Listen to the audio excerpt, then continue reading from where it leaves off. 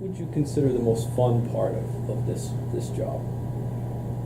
Talking to people. I mean, everything we do is pretty much online.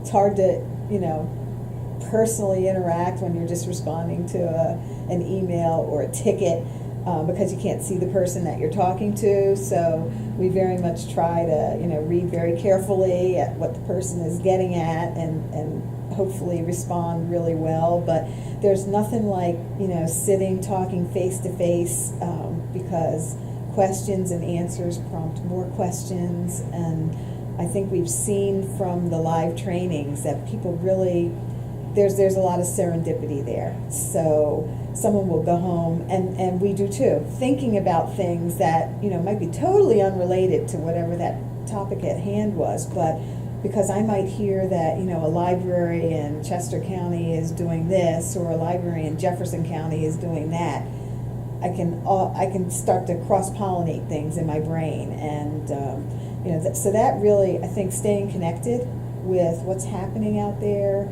also helps us learn, where to fill the gaps. And that's the most fun, just getting to know people and learning about their communities and seeing, how different Pennsylvania is from place to place to place. I mean, it's just the whole gamut, from very populated areas to very sparsely populated areas, great Wi-Fi, lousy bandwidth, it's all out there. And so, it's a lot to kind of keep in mind when you're thinking of services, but it's very important to understand the limitations that people work under, whether it's financial or resources, staffing, whatever.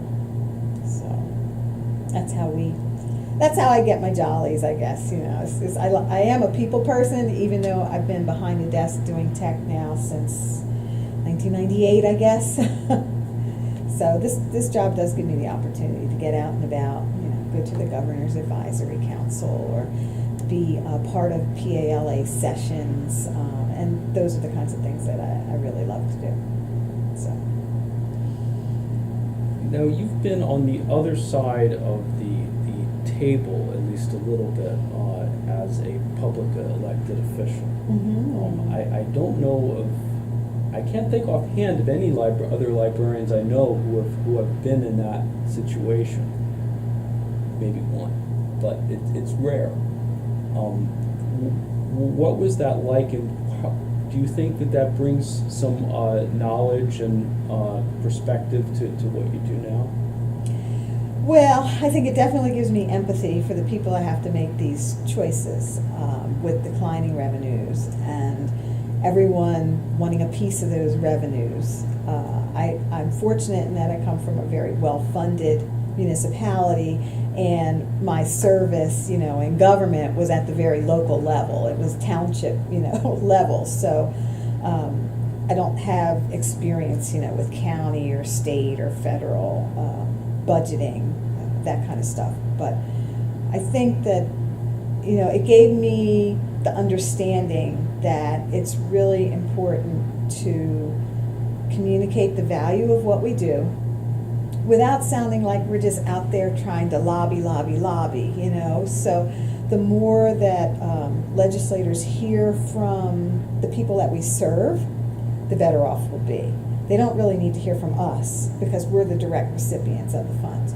But if there are people in your library that have a story to tell and happen to, at the local level, you're much more connected to your representatives. And that could be said all the way up to, I guess, the county and the state level. You're more likely to see that person at events and things that are happening in your community. But if people you serve, patrons, library patrons, students, are connecting with that legislator in a different environment that's not even related to, pass this budget, then if there's an opportunity to get a story stuck in their head about, why the chat service was so great last weekend, or, how the local community's photos and documents are being archived and stored for, for my kids and their kids and their kids, I think then it kind of becomes a little bit more real, and that's important. That's important to communicate. So Yeah, it really is true. If a legislator gets one letter, they kind of think, well, maybe something's going on. But if they get 2 or 3, and they're different, not boilerplate, but they're different, then they start to think, okay, well, if 3 people did this, there's probably a lot more people out there that are just not, reaching out to communicate. You touched on Ask Your PA. Mm-hmm. I think that's a service that the awareness of it may not be as much as it could be, given I think it's a really great service. I absolutely agree. And there are different reasons for that, but when I talk about the Power Library and I say, oh, you can chat with a librarian 24/7, people go, wow, But then when you look at the usage, you can pretty much trace the fact that people are just Googling. They're using Google. The more they use Google, the less they're using the service. And we are in the midst of trying to, relook at the whole service to try and put all these pieces together and understand, what's the better way to make it available, how to reach out, how to let people know the service is there. I mean, literally someone could be up on the night shift somewhere at 2 a.m. and they could literally reach out to a librarian about a health issue or some other kind of reference need or a job. It's there. So it's a really important service, but it is definitely not getting the use that it deserves, I would say. And if we want to make sure that good information gets in the hands of people, this is one of the really ways to do it, through the Power Library. So we'll be looking at that. Like I said, triage, has kind of gone through its steps. ILL was first. We're making heavy emphasis on photos and documents right now.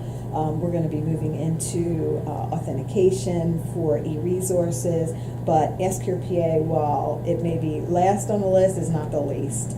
So we will be reaching out to the community, the librarian community, to find out, what are your challenges with staffing this, because that has also gone down.